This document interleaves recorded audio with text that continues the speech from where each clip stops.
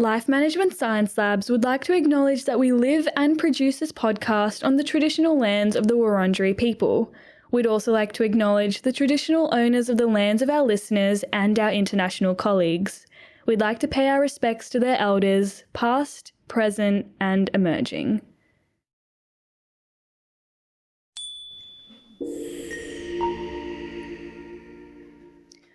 Hello everyone, and welcome to Bouncing Back, the Personal Resilience Science Insights podcast produced by LMSL, the Life Management Science Labs. We are champions of life management science, providing structured insights informed by science and inspired by practice on key aspects of conscious living. Each week, we bring you scientific and practical insights on each element with the expert knowledge of professionals in the field. I am your host, Joanna. Let's get started. Hi everyone, and welcome back to the podcast. I'm Gabriela. I'm standing in for Joanna today, and I'm very lucky today to be talking to Gabriela Georges, who is a writer, musician, creative grief guide, and founder of the Grief Cocoon. And we're going to be exploring the unexpected sources of grief. Hi, welcome to the show. Thank you. Lovely to meet you. Yeah, it's good to meet you too. Very excited about our talk today. I think it's really important. But before we do get started here, I'd love to learn a little bit more about who you are. So do you mind introducing yourself? Sure. So I'm Gabriela, and I'm a creative, I guess, at heart. I write poetry, I play music and perform. And when I was about 20, when I was 20, I experienced the loss of my mum, sadly. And so that kind of set off a whole range of different sort of shifts and changes in my life. And that kind of led me eventually to working in the grief space and working with other people who have experienced loss. And that's why I do the work that I do. And I really believe in the power of using creativity as a way to process and process experiences, and also like express yourself so that you can kind of move through things. Mm-hmm. That's the way that I've processed my grief. And so now I run a lot of creative writing workshops and work with others around how they can process and, explore grief. I think that grief is something that we talk about, we think is a normal thing, but it's something that we also avoid talking about. We're just like, oh, okay, they're a bit sad, but they'll be fine, I guess, next week. So I think but we don't have, I guess, ways that we deal with it a lot. So I'm very excited to be talking about this and bringing this to light a bit more, because I think that's a really great topic. But before we do, we're also going to get to know you through some of your favorite things in a section we call Have You Met Gabriela? So the first thing we'd like to know is what's the first thing that comes to your mind when you hear the word book? I think about The Prophet by Khalil Gibran, and that's my favorite that I've read. I don't often read books more than once, but that's like my go-to if I'm struggling with something. There's kind of, each chapter is about a different, I guess, aspect of life. And so like if I need some wisdom or guidance, I go back to that book. It's actually fictional, which like I usually can't get through a fictional book, but it's kind of written in a way that's very non-fictional. So I really enjoy kind of going back to that and learning about, how I can deal with things. Yeah. It's not often, I think, that you read a book where you're like, oh, I want to keep this book as a reference book to guide me through my life. So that's really interesting to hear that that's a book for you. So I'll have to take a look at that. Yeah. And what about for movies?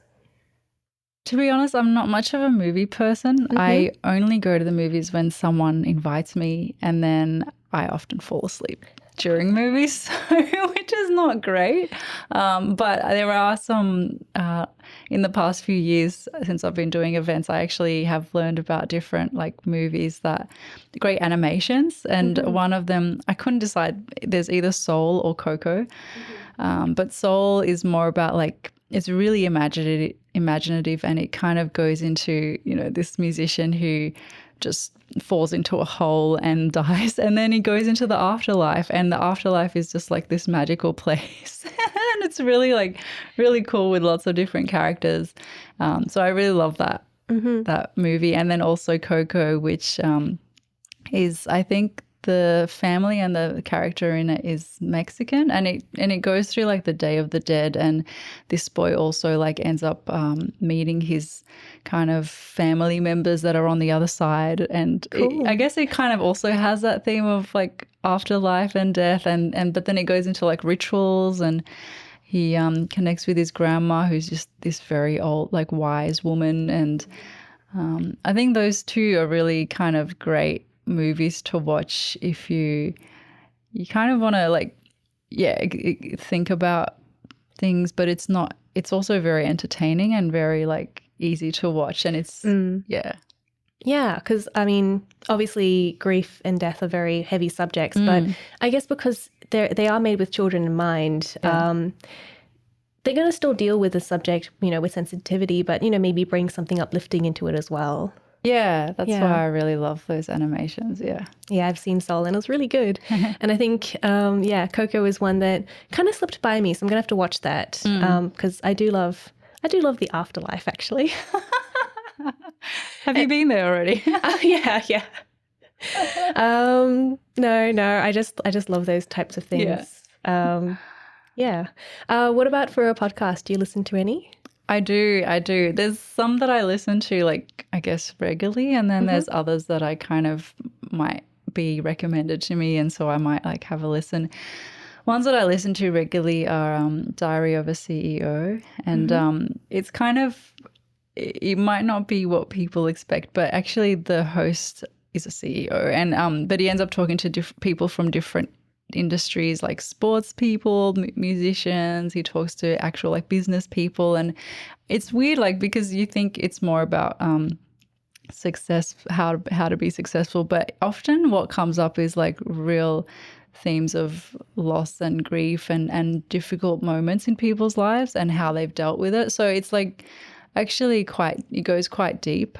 The trailers kind of make it look very superficial, but it's really a really interesting podcast to listen to. And then also On Being, which it hasn't been as active lately, but I think it's based in the US, and it's more of they also talk to like researchers and poets and different people doing interesting things, and they talk a lot about it ends up being kind of more, I guess, spiritual in the way that they talk about things, but even I just like a lot of people they talk to are very like wise and have interesting perspectives about like even life and the environment, and then like poetry, and so those two are kind of probably my favorites. Yeah, I love how every week I get to learn about new podcasts, because I feel like there are so many podcasts out there that I mean, I feel like I listen to a lot of podcasts, but there are so many more out there that I've never heard of, and I'm going to have a never-ending podcast listening list. So thank you for sharing that. All right. And do you have a famous role model? That one was, it's a bit tricky because I don't really... Or do you have a role model maybe who isn't famous? Yeah. Well, actually, I tried to really think about this, and there are people that I look up to that I guess are more, but they're not necessarily all alive, you know. There's one, like, I love Maya Angelou, who is I guess she's so many things, but she was a poet and activist, and just a really kind of strong role model, I think, and the ways, like, she wrote about her life. And when it comes to books, actually, one of her books is one of my favorites, called The Heart of a Woman, I think. And so that just, it's her story, and it talks about like what she did and how she went about things, and being a mum and being a woman. Like, it's really amazing, the things that she did, and her courage, I guess. It's all about, I guess, courage. Yeah. So I love Maya Angelou. And in terms of like role models that are not famous, my mum, I guess, who is always like inspiring me, you know, even from the, I guess I was going to say from the other side. I guess, yeah, if you believe, I do believe that life goes on after death. So, my mum and my sisters as well. I've got 3 older sisters, so yeah. Your mum must be certainly very. She must have left a great impression on you to still be, be such a huge role model in your life now. So, maybe we'll talk a bit more about her if you don't mind a bit later. Yeah. Yeah, great. And our last question that I'd like to know is, has there been any interesting courses that you've completed or anything that has inspired you? Yeah. So there's been a few. My undergrad was in psychology, and even though I finished it, but I didn't want to be a psychologist at the end, but it kind of is very relevant to the work that I do still. And then also I think the course that kind of I was able to really delve into my interests and passions was like I did a master's of arts, a master's of arts and community practice. And in that I was able to write a thesis about like the impact of poetry, performance and community on grief and loss. And it was through the method of like autoethnography, where it's like researching through your own experience. And so I was able to write about like my work, and it was practice based. So that was really cool. And apart from that, like I've done just some fun ones like sensory clay and different things that, movement. I love kind of exploring things through movement and improvisation. So I've worked with different people around like movement and improvised performance, and that really interests me because it's sort of a whole different way of experiencing something, and performing. Yeah, that's so interesting. And your thesis sounds fascinating. Yeah. I've been sort of prompted to do a PhD after to kind of build on that, but I'm just not sure if I'm ready for that commitment. But yeah, it was really great to be able to like really hone in on that and see what others have done in the space. Yeah. So our podcast is about resilience. So first of all, we'd like to ask, why is resilience important in our life? I think resilience is important because, and for me, I guess resilience is about bouncing back from experiences and adversity. And I think it's important because no one on earth can really avoid challenging experiences and even, grief and loss. They're always going to be a part of life, and they're a normal part of life. And so I think because adversity is just a natural thing that happens when you are alive, it's really important to, I guess, learn how to deal with that and to be able to get back up after something that might bring you down. So would you say that resilience isn't being immune to adversity and these problems, but it's just the ability to come back from them? Yeah, I guess, how would you define immune? Do you have a definition? I originally thought that being immune meant you just weren't affected by something. Like I thought I was immune to chickenpox because I had the chickenpox vaccine. Turns out I was not. And I got chickenpox. Oh, yeah. I think immune is like kind of when you're protected against something. It kind of, I think about like a shield, having a shield around you. And I think resilience for me, like in my experience and perspective, it's not about shielding yourself from adversity. It's more about being able to deal with adversity when it happens. So I think it's very hard and almost impossible to really shield yourself from anything bad happening, So I think it's more about can you find a way to come back and to build your strength and to process things and to deal with things in a way where, you come back stronger, I guess, because it's not, you can't always return to who you were or how you were before something happens, like especially like losing a loved one, like you're never really the same again. But when you have some resilience, like you're able to find a new way to be in the world and find a different version of yourself and redefine what it means to live and to experience life, without the presence of your loved one. physically. So I guess it's that, in some ways, ability to adapt and change. Exactly. Yeah. Yeah. So yeah, it's not about not experiencing certain things. It's about how you adapt and change with them. Okay, interesting. And yeah, you mentioned grief before. So I'd like to start off with like a really strong foundation about what grief is. So yeah, what is your definition of grief? So my definition of grief is it's a natural response to loss. And I think a lot of people see it as an emotional response. But actually, for me, like when I think about defining it, it's much more than just an emotional response. It's a cognitive one. You know, it affects your brain on a physiological level. It affects you physically.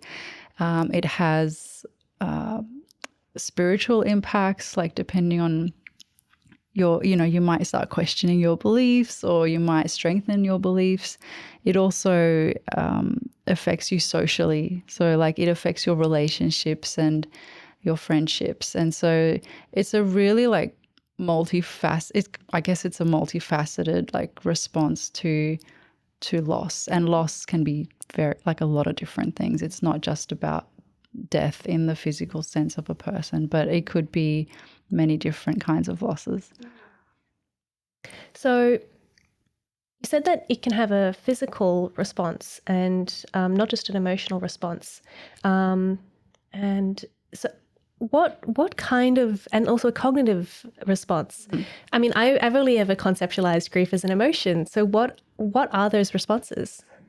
Yeah, so actually I have looked into the biology of things, and what happens when you experience loss and you start grieving is that your body kind of goes into survival mode, and your kind of primitive aspects of your brain, like your emotional centers, like the amygdala, and I think there's like the hypothalamus. There's a few different regions of your brain that are more primitive, and they kind of light up and they get really activated because they see grief as a threat and as a threat to survival. And so the actual executive functioning part of your brain, the prefrontal cortex, kind of shuts down for a little bit because your brain is just trying to survive and keep you alive.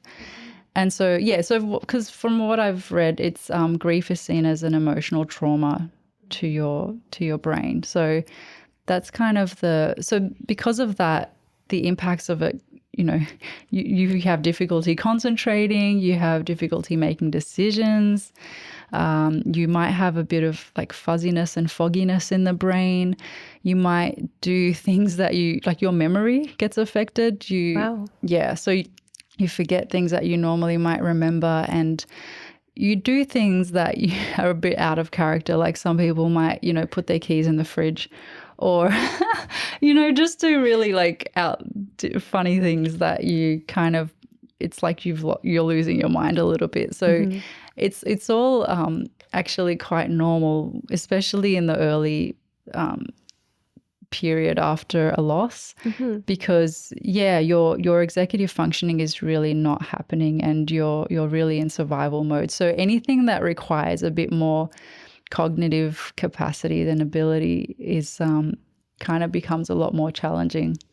That's interesting. I feel like especially I mean, we're going to talk about more than just death, but I feel like death is a time where you do have to make a lot of decisions and there's a lot of cognitive load that you have to go through. And so it's interesting that that's also the time when you lose a lot of that capability. Yeah, exactly. Yeah. And I kind of have thought about that too, because, when someone dies, it's like, okay, we need to plan a funeral. And then you're given all these options of like, okay, what are they going to be cremated? Are they going to be buried? Like, and then if they're going to be buried, like what kind of coffin do you want? What color? What type of wood? And then where is it going to be? And then, I think people might know when they're in those situations that it's very stressful, because it is true that like you're in survival mode and you really don't have much capacity for those kinds of decisions.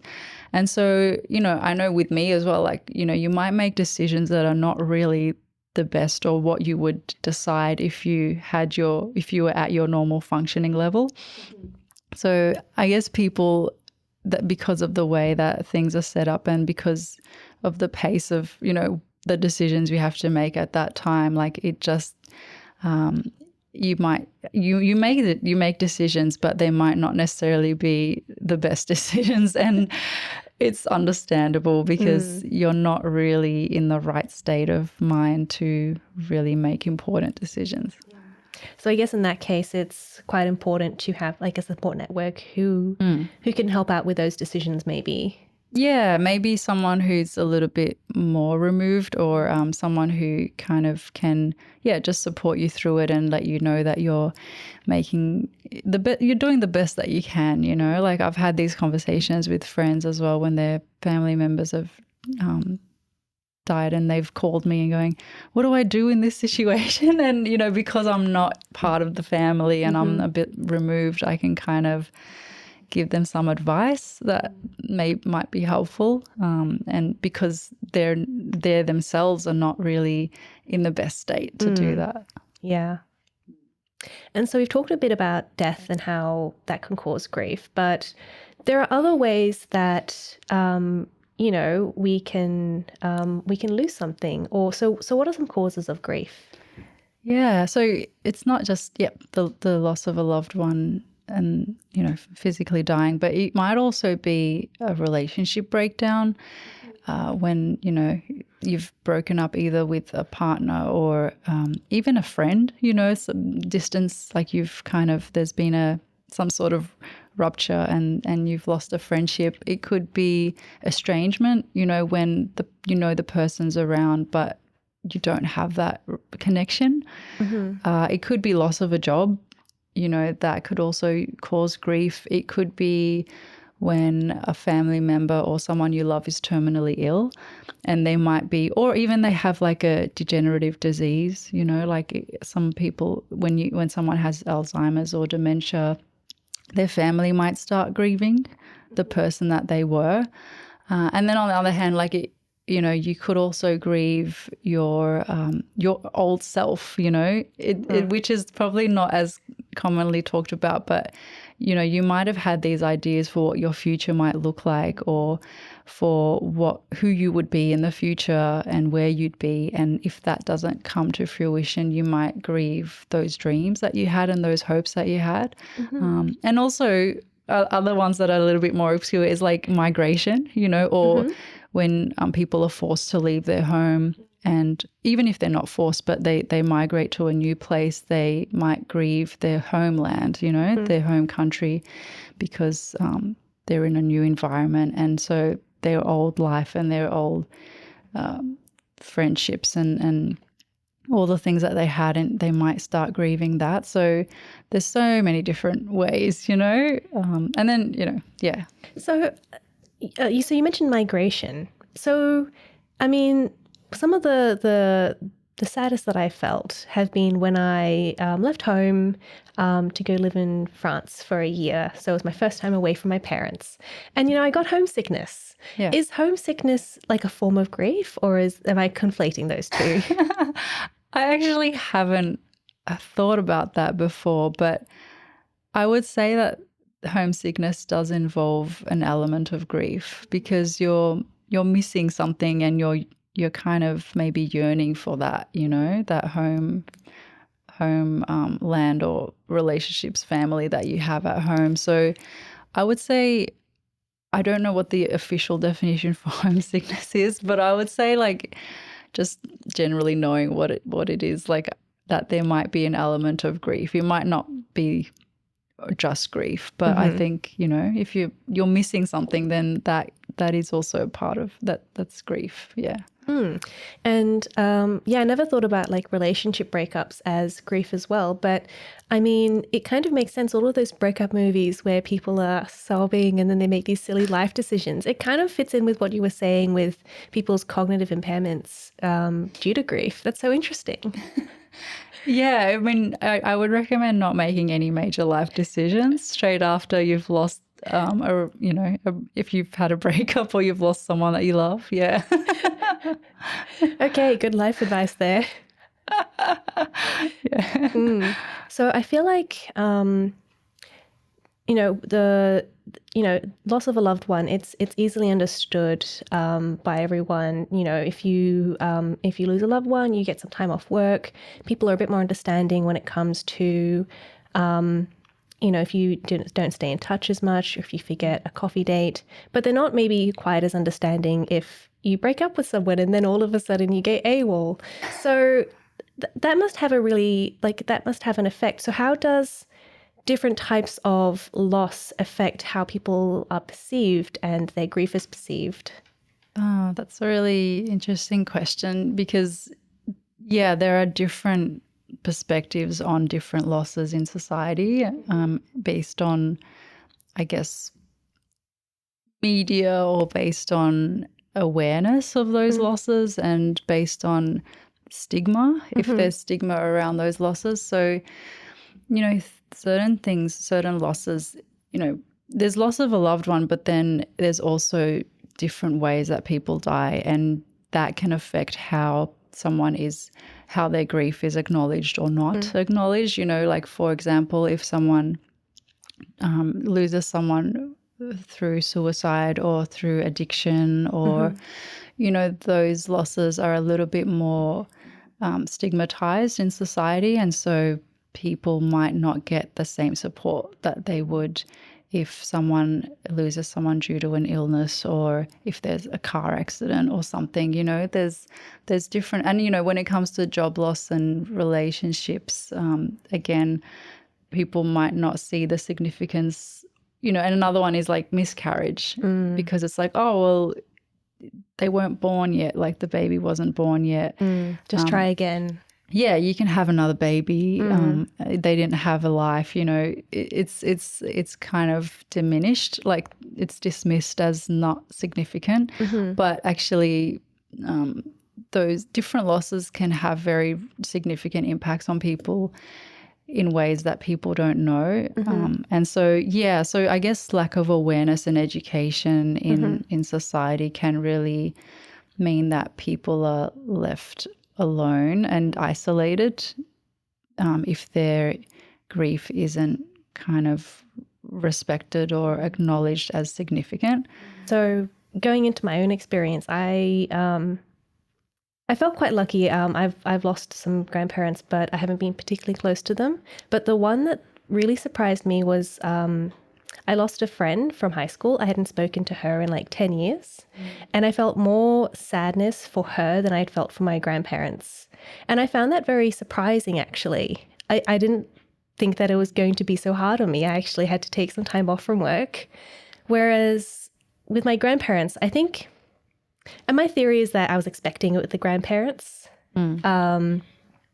So yeah, I guess does things like, expectation also, I guess, play a role in how you feel after you lose someone or you lose something? Yeah, definitely. So, you kind of brought up, grandparents, and I think losing a grandparent is kind of more, it's not, it is expected that, as someone gets older that it's going to happen. And so it's less of a shock. Yeah, I guess. Whereas like if you lose someone your age or someone that someone that just dies unexpectedly through an accident or through heart attack or something that you weren't expecting, that it can have it's more of a shock. Yeah. And then that might cause a stronger grief reaction. It's not necessarily, no loss is necessarily easy or, it's sort of all relative because, there might be people who are really close with their grandparents and that will have a bigger impact on them because they used to spend a lot of time with them, or they guided the person and they were role models, so it's very individual and each loss impacts different people uniquely. There's no kind of one way that a specific loss will impact you. So, yeah. Okay. And are there like different types of grief? And like, is there a normal grief? Is there a normal amount of grief? Yeah. Good question. There are lots of different types of griefs. And I guess it's an interesting question about like what's normal and what's not, because I think we have a skewed idea of what's normal because we just don't hear about real experiences of grief. So I think, you know, a lot of people might question their own experience and feel like, oh, this is not normal, you know, like I'm crying too much or it's been too long, I should be over this. But there really there's no timeline to grief. So it's really about learning how to live with it and how to integrate it into your life. And in terms of different types of grief, you know, there's a lot. I won't go through all of them, but there's a few that might be, I guess, more common for people. And for example, like I talked about losing someone with a terminal illness, or, you know, kind of maybe even caring for someone with a terminal illness, there might be anticipatory grief. And that's grief that comes up when someone hasn't necessarily died or you haven't lost something or someone yet, but you feel it, you know it's coming. And so like when someone's ill or they have dementia or a degenerative disease, you kind of slowly see them deteriorate. And in that process, you start grieving in anticipation of their death. And so that's one grief where you kind of start grieving before what people consider, you know, like the death happens. And then there's also like disenfranchised grief, which is I think that's something that a lot of people deal with, but they might not know that they're experiencing it. And disenfranchised grief is like when you experience a grief due to a loss that isn't favorably looked upon in society, where there is a stigma or there is lack of acknowledgement in society. And like I mentioned before, you know, anything related to people dying of suicide or addiction or miscarriage, those are some examples. Or even, you know, being in a relationship that maybe, for example, might be a bit controversial, but like being in an affair and then that breaking up, you know, then if you are in that situation, like it's very unlikely that you're going to get the same acknowledgement and support from people, because it might not either be seen as significant, or if you had a complicated relationship with someone and then you've been estranged for a number of years and then they die, people think, oh, well, they weren't that close anyway. So they won't necessarily think that you're that impacted by it, but you might still be. It might still be a significant loss. So disenfranchised grief is a big one, I think, for a lot of different people. And then there's getting tongue-tied, cumulative grief, where that's experienced when people have experienced a loss and then while they're grieving that loss, they experience another loss. And then maybe they might experience another loss on top of that. And so it's kind of like a build-up of losses over time. And it's really hard to try and grieve different losses at the same time. And so they never really quite get to process and grieve a loss before they experience another one. And so that's another kind of grief as well. That's recognized as its own grief. So I think those three, and yeah, there is a lot of others. There's like delayed grief and there's prolonged grief and there's complicated grief. But yeah, we'd be here for a while. Yeah. I guess our goal today is to let people know that these different types of grief exist, and, you know, everyone can hopefully I think you've got some resources for people, and they can look up online as well, some information, and they can find out a bit more about it. But I did also want to ask, so, you know, you were saying that you do some things to help with processing grief. So how do you process grief? Is it necessary to process grief? That's a good question. I think, I believe it is important and necessary to process grief. And there's a few reasons. And because I think actually there are a lot of people who probably think I can just suppress it and avoid it and I'll be fine. You know, I don't need to pay attention to that right now. Let me just distract myself with like work or with going out and socializing or with just doing other things, you know, and not think about it. But what happens is like if you don't actually deal with the grief and process it when it's there, it'll kind of still be there, like it doesn't disappear. And so it'll come up in other ways. And, you know, that could lead to self-destructive things that you might end up doing. Like people might start drinking more or taking substances, or they might kind of do things that are not healthy, you know, and they might not recognize that it's because of the underlying grief, you know, but a lot of times it is. So I work in rehabs as well, and I run creative writing workshops in rehabs. And it's really, really common for when I talk to people for them to bring up loss and grief and trauma. And, you know, they might not have even realized that their coping mechanism was drinking or taking drugs. But once they get into rehab and have to do that work, they realize like, it happened after I lost my dad, or it happened because I had this breakup. And so it's really common. And I think there's different ways to process it. Like I use a whole range of different things, you know, even though I'm a writer, and for me, it was really the most kind of powerful tool in the first early years was writing. And until I kind of started sharing my poetry and music, and I used to write about my mum, or I used to write to my mum, you know, and write about the grief, and that was like my way of processing it, because I could put things down and out of my head, and then I could see what I was experiencing on paper. But nowadays, like I've done a lot of spending time in nature. I've gone for walks, hikes. I've gotten into running.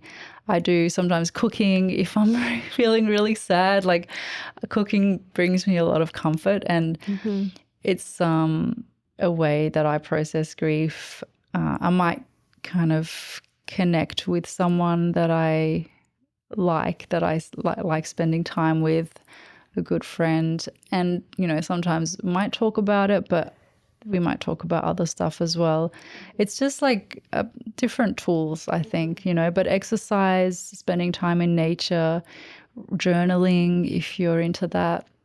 Those are some ways that you can process grief, you know. And if you're a talker and you like to process things through talking, then finding someone who'll listen, you know, it could be a professional, a therapist or a counselor, but it could also be a good friend, you know, or family member. And how do you go about, you know, finding the best way for you? Well, by trying different things and seeing what works.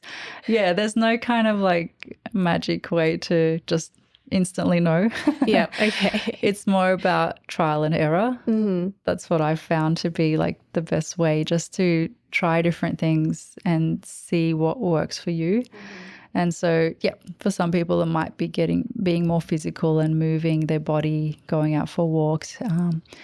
So it's really just about trying and making notes maybe of like, I actually did that recently, like after a breakup, I sort of put myself into an experiment, and I started writing down all the things I was doing to process the grief and then rating them out of 10. And it was really cool because I had like, I don't know, 10 different things on there, and I rated how effective they were in you know, processing the sadness. And it was kind of more about like, did they make me feel better, you know, or not, you know. And some of it was just like crying, you know. How does crying affect you if you're feeling sad? And usually I find like, you know, people think crying is a bad thing, but I really love it because I feel like once you've had a really good cry, you feel so much lighter, and you usually come out of it and just you feel better, you know, like you've released a lot of emotions and you've released that energy. Yeah. So I don't know. So I don't know if this is an impression I've gotten from watching TV or if it's something that I've somehow internalized, but sometimes it seems like some of those coping mechanisms, writing sad poetry, listening to sad music, it seems to be wallowing in the sadness and the grief. Would you say that that's completely incorrect and you can't wallow in it? Or would you say that there are some times where that's true and sometimes when it's false? And how do you tell if that's the case? Yeah, I think for a period, I think it's okay to wallow in it sometimes and then to do, so like there's actually a theory, it's called the dual processing model, I believe. And it's actually about recognizing that, you need two things in your life after a loss. Mm-hmm. One is directly addressing the loss and processing it. Mm-hmm. And the other is indirectly like doing things unrelated to the loss. And it's about finding the balance between like dealing with the loss directly and then adapting and finding new ways to do things and redefining yourself and redefining your relationships. And so it's sort of a back and forth between processing the loss directly and maybe doing that wallowing, that's part of processing it, because you can't move through it unless you feel it, unless you allow yourself to feel it. And like I said, like crying, feeling sad, listening to sad music, that's part of the process, and it's okay to do that, and then, but as long as you kind of eventually start to like look at different things and maybe do things that are not wallowing, but it's more like, okay, like what am I going to do now? Like what does my life look like now that this has happened? So it's sort of looking back and looking forward. Those two things go together. Interesting. Yeah, I think I don't know, in movies and things, they're always like, you have to snap out of it and you got to move forward.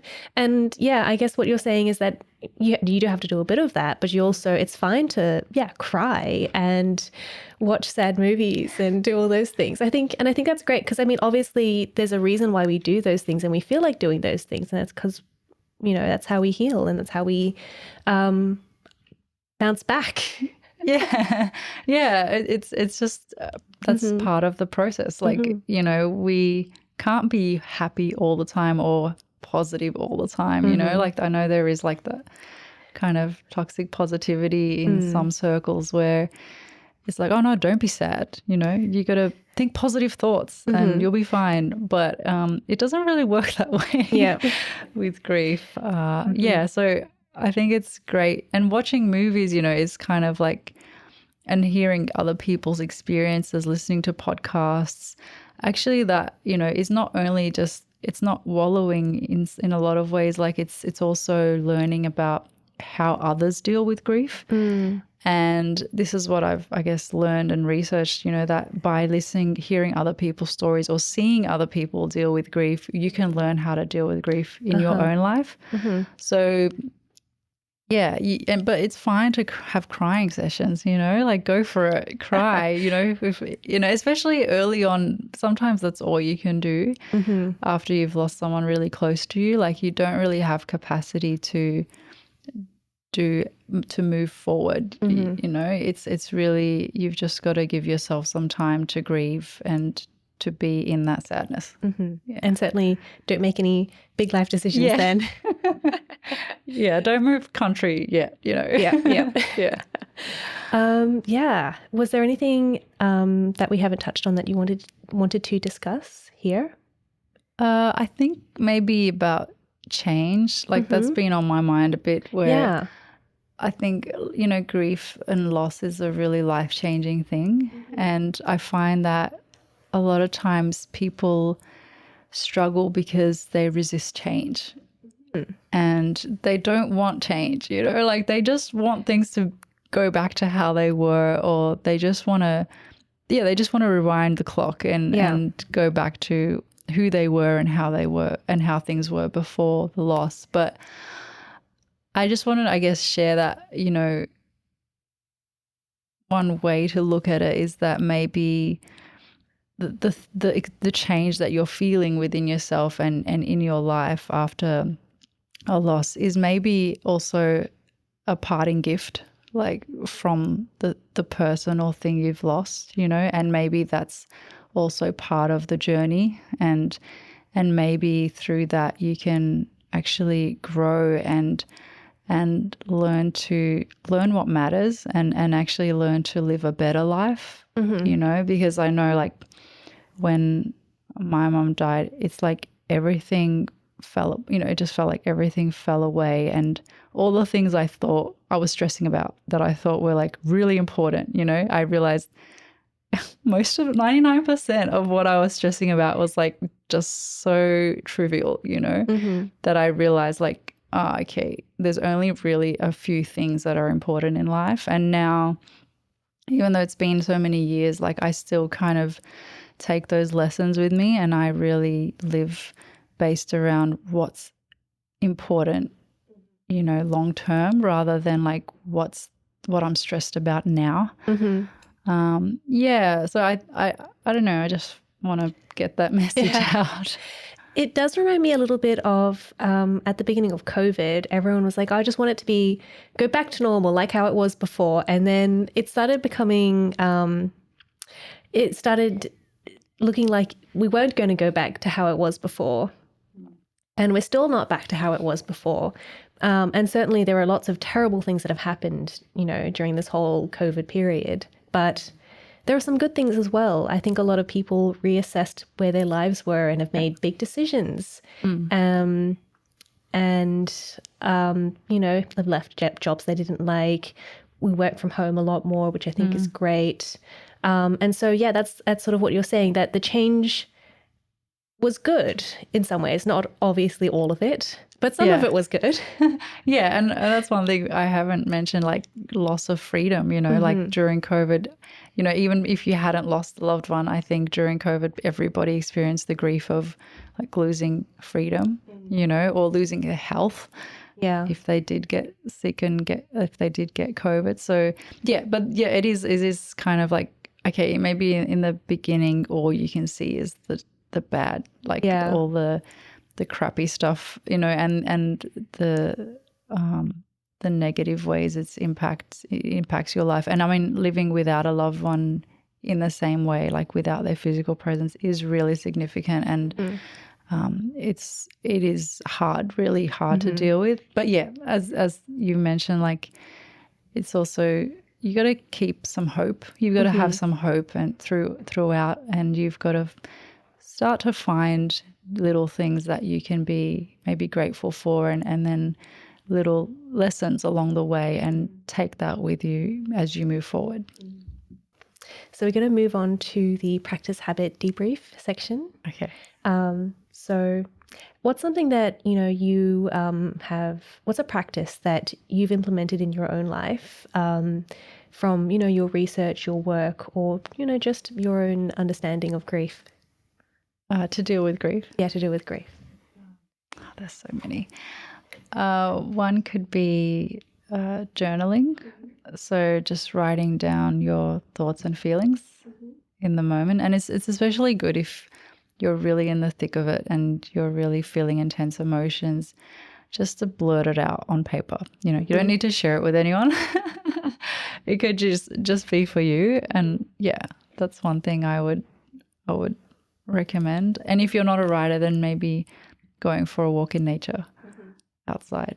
I was going to ask as well, what happens if, you know, I mean, I've certainly written down things in the heat of the moment, you know, and then I look back and I'm like, oh, this is terrible. Or even in the moment where I'm like writing down my feelings, and then I'm like, man, this sounds like the worst, like, you know, high school poetry.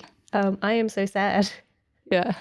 Like, how do you, I guess, stop yourself from feeling embarrassed, or like feeling like you're actually expressing your feelings? I think it can be really hard to express how you're actually feeling. Yeah, I guess I can hear like there maybe is an element of shame or something around it, or but it is hard not to judge yourself. And I think actually self-compassion is really important when you're grieving, because you need to be really patient with yourself, and you need to kind of recognize that you're dealing with something that's really hard and you don't know what you're doing, like no one knows what they're doing. A lot of times you're just kind of doing your best to cope. And so it's really not about like producing a finished poem or song or this beautiful piece of writing. It's about like capturing the mess and not worrying about punctuation or grammar, just being really ugly with it.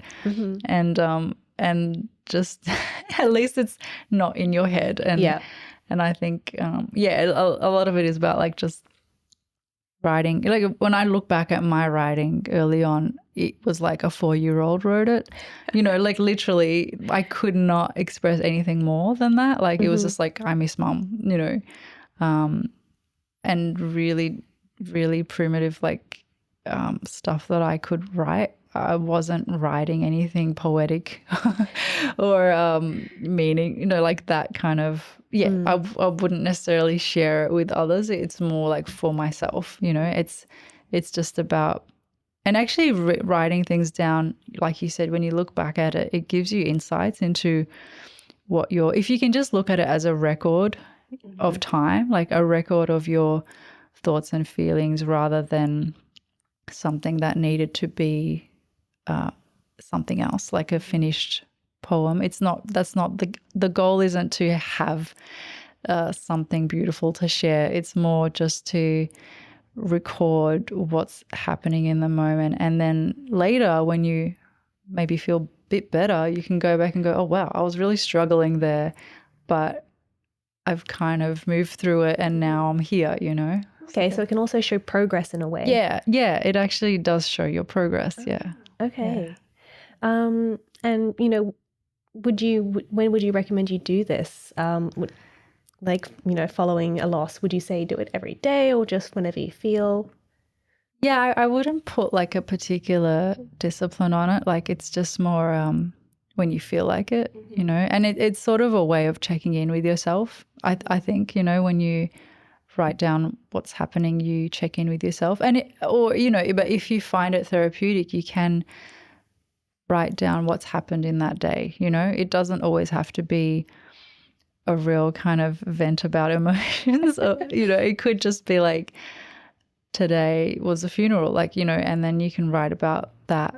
And then that actually gives you another layer of, kind of capturing what's happening and what you went through and what actually was going on physically in real terms, So, if you find it therapeutic, you don't do it every day but if you really just need it when you're feeling really emotional, then you can just do it in those moments.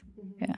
I guess it'll feel right when you're doing it. Yeah. And another thing, I guess you don't always have to do it inside. Like you can actually combine some of the things I mentioned. Like you can go outside for a walk and find a place to sit and write, like you can do it outdoors, it doesn't have to be like in your bedroom, just like sulking on your bed. It can be done in other ways. Okay. Yeah. So you can combine a few of these practices together. Yeah. Okay. So our next section is the questions from the audience. So our first question is, what is the most unexpected cause of grief that you have encountered? I mean, if that's too personal for that I've personally encountered. Well, I think if it's for your the people you've seen or for yourself, if it's too personal, then I think we can skip that question. Yeah, no, I think I won't mention names, but like I was really surprised about learning that people were experiencing the grief of their former self, which I kind of touched on, but I really didn't think about that as a grief and a loss, just the loss of who they thought they would be or where they thought they would be. I didn't really ever consider that as something to focus on, but it does happen, especially if for example, like if for someone that has ended up being in addiction and they have really changed through that and they don't recognize themselves anymore, then, you know, you kind of, when you look back, it's like, oh, I didn't think I would be here, you know, or this is not who I thought I would be. So, yeah, that was pretty surprising for me when I asked people like, oh, what would you like me to focus on in future events?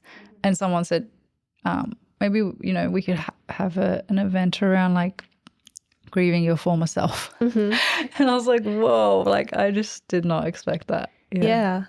And I mean, I guess the same methods apply, but in some ways it's like how, in some ways, maybe you would try and become the former self, or you're still trying to become, so it can be harder, I guess, to process that because you still have that feeling that you could do it maybe. Yeah. Or maybe not. Maybe that's just me it's projecting. I think it's more like when you get to a stage and realize like you can't go back to that person, like you can't be that person anymore because you're too, you're so different now, and that person's no longer doesn't exist anymore, So it's kind of that acknowledgement that, it's not possible to go back to who I was before. Okay. So our second question is, are there common stages or patterns of grief that people go through after experiencing job loss? So what are the common stages or patterns of grief after job loss? So I know that there's a lot of talk, and I guess it's a popular idea to think about the 5 stages of grief. But actually through doing research, I learned that there isn't much evidence for that as a real experience. That, that theory actually came out of working with people who were terminally ill, and so they were dying, and that's what the anecdotal kind of pattern was, that there was like denial, anger, bargaining. Now that there's a 6th stage, which is acceptance, but I can't remember the other 2, but there actually isn't real practical evidence to prove that those are the stages that you go through, or that that's the pattern. So it's actually it's very individual. So there, from what I've researched and know, like there isn't a real general pattern that people go through. I know that like in the beginning it might feel very intense. The experience of grief might be very heightened because you are in that survival mode and everything is new and you're still like you haven't figured out what it all means. But then, for some people they say like the 2nd year was worse than the 1st. So it really is unique to the individual. So in terms of job loss and any loss, I can't say that there is a particular set pattern that you'll follow, unfortunately. And I guess that's part of the challenge of grief. It's just like people want to know like, okay, but how long will this last for? What am I going to experience next? But it doesn't really, it's just very relative to the person and their relationship to the loss. Okay. Yeah. That was actually our 3rd question was, are the stages of grief really a thing? And I think you've answered that. Yeah. And I mean, for some it might be relevant, but I guess the thing to know, if you do like thinking about grief in stages, then the thing to know about the 5 stages is that you might not experience all of them. And the other thing is like you might not experience them in order. And or you might experience multiple stages at once, and they're not meant to be seen as a prescribed step-by-step process. It's actually even like the people who came up with them sort of say that it's not like the Bible of grief, like, okay, you're going to start with this stage and you're going to go. So some people do experience some of the stages, but it's kind of like you can experience any emotion in grief, So like those stages like anger and bargaining and denial, like a lot of them are common, but it's not really, there isn't enough evidence to suggest that like that is what people normally experience, and that, you know, it's a stage by stage process. Yeah. So I guess the most important thing is that whatever someone's experiencing, that's normal. Yeah. Yeah. And if it doesn't fit the stages of grief, that's fine. Yeah, totally. Yeah. Okay. Yeah. And, you know, there is actually that it's been a bit controversial because not that long ago they they established like a diagnosis for grief. Like I think it's called prolonged grief disorder.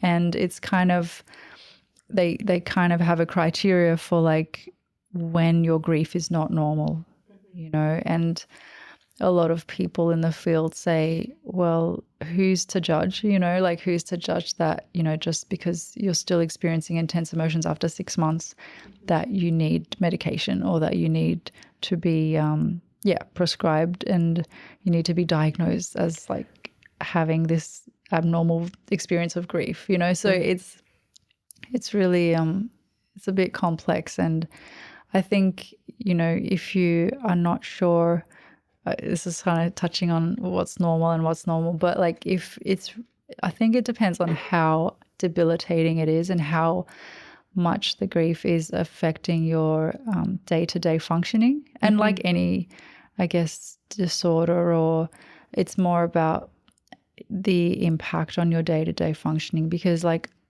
and I mean, if people don't, and the other thing is like our society is not really made to support people through the process. It's kind of like, okay, you get a few days off work or a week off and then you're back.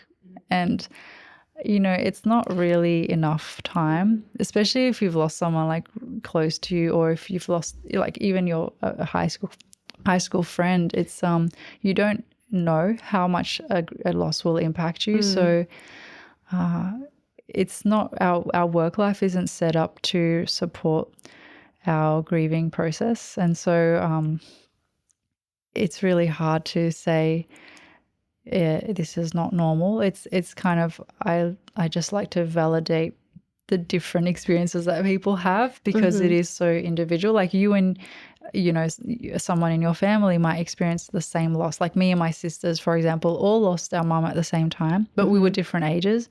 But each one of us responded differently. And we had, unique responses to the loss, and we've dealt with it differently now going forward, you know, it means different things. So, there's no two people that have responded to the same loss in the same way. Interesting.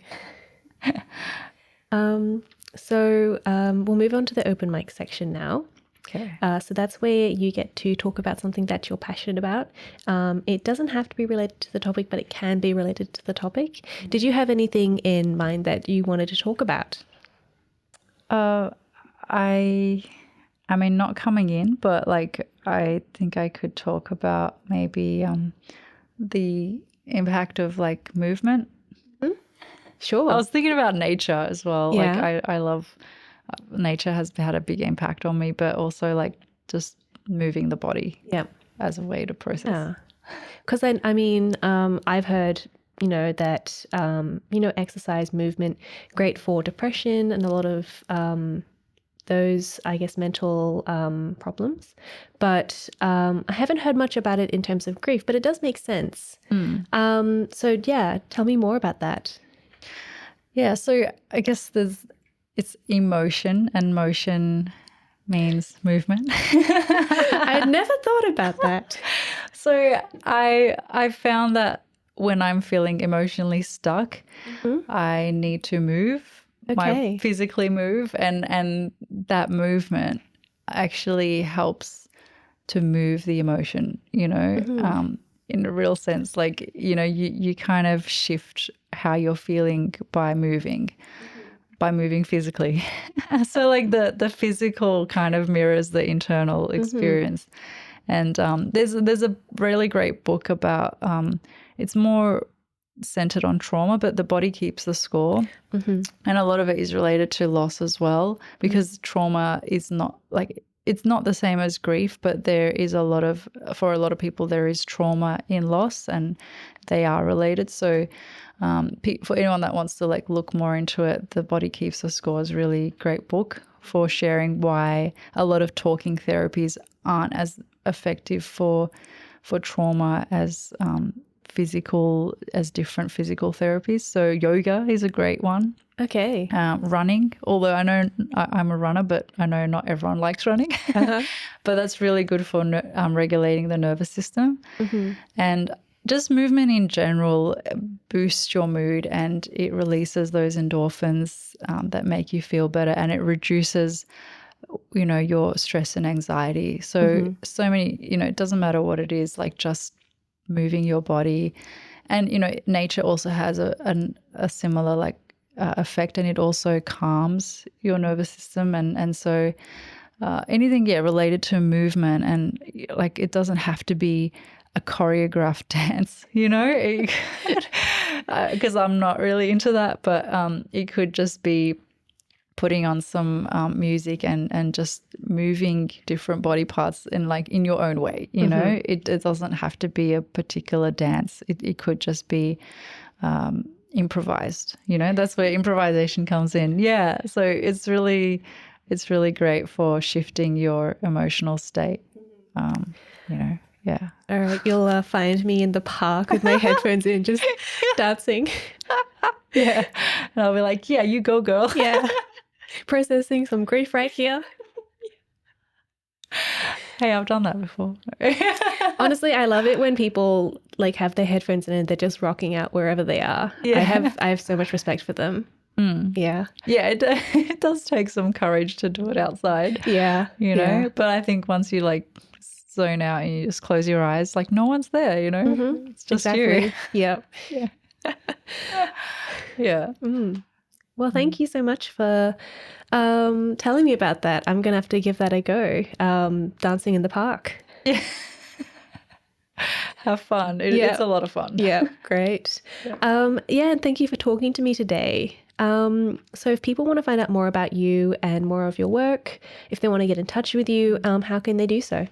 Yeah, so I'm on Instagram, so either at the Grief Cocoon or at Gab_Georges. And we're on Facebook as well under the Grief Cocoon, and on LinkedIn. And there's also, if you want to find like an online community to, I guess, connect with people who've experienced loss, then you can download the Grief Cocoon on your app store. And if people want to email me directly, they could email me at gabriela@thegriefcocoon.com. And it's Gabriela with one L, so like Gabriela. Yep. Yeah. Don't get it confused with my name. Yeah. Yeah. And we'll also put those links in our show notes, so you can make sure you get all the correct spellings there. Awesome. Great. Thank you so much for joining me today. Thanks for having me. Yeah. It's fun. You have been listening to Bouncing Back, the Personal Resilience Science Insights podcast produced by the Life Management Science Labs. Listen to episodes from LMSL's 10 Life Management Perspectives on Apple Podcasts, Google Podcasts, Spotify, YouTube, or other podcasting apps on your smartphone. If you enjoyed this episode, please consider rating our show, sharing it, and subscribing to our channel, as it helps other people find it and us grow to bring you more quality resources.